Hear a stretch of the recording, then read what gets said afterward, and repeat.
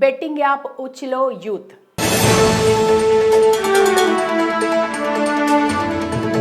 డబ్బంటే ఎవరికి చేదు? అది సులభంగా డబ్బు వస్తుందంటే ఎవరైనా ఎగిరి గంతేస్తారు. కానీ దాని వెనుక ఎలాంటి మాయా మోసం ఉందో కూడా తెలుసుకోలేరు. సరిగ్గా ఇదే విధంగా యువత బెట్టింగ్ యాప్స్ బాట పడుతున్నారు. ఆర్థికంగా నష్టపోయి బంగారు భవిష్యత్తును పాడు చేసుకుంటున్నారు. కొంతమంది అయితే ఏకంగా జీవితాన్ని ముగించేస్తున్నారు.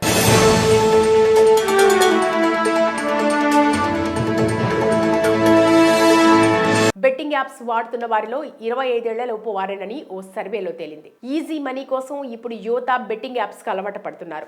స్మార్ట్ ఫోన్ చేతిలో ఉండటం, ఆన్లైన్ ద్వారా సంపాదించవచ్చనే ఉద్దేశంతో చాలా మంది యువకులు వీటికి అట్రాక్ట్ అవుతున్నారు.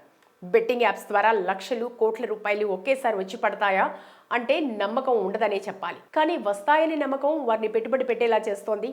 కొంతమందికి అయితే డబ్బులు పోతాయని కూడా తెలుసు, కానీ వస్తే లక్షలు వస్తాయనే నమ్మకంతో పెట్టుబడి పెడుతున్నారు. ఓ రకంగా వారికి ఇది వ్యసనంలా మారిపోయిందని కూడా చెప్పొచ్చు. ఆన్లైన్ బెట్టింగ్ ఎంత ప్రమాదమో చెప్పే అనేక సంఘటనలు ఇప్పటికే తెరపైకి వచ్చిన సంగతి తెలిసిందే. ఈ విషయంలో ప్రజలు అప్రమత్తంగా ఉండాలని, సులువుగా డబ్బులు సంపాదించొచ్చనే ఆలోచనతో మొదటికే మోసం తెచ్చుకోవద్దని ఎన్నో హెచ్చరికలు వినిపిస్తూనే ఉన్నాయి. పైగా ఇటీవల బెట్టింగ్ యాప్లను ప్రమోట్ చేసిన విషయంపై సెలబ్రిటీలపైన పోలీసులు సీరియస్ గా స్పందించారు. అయినప్పటికీ ఆన్లైన్ వేదికగా ఈ బెట్టింగ్ యాప్ల బారిన పడుతున్న వారి సంఖ్య తగ్గటం లేదు.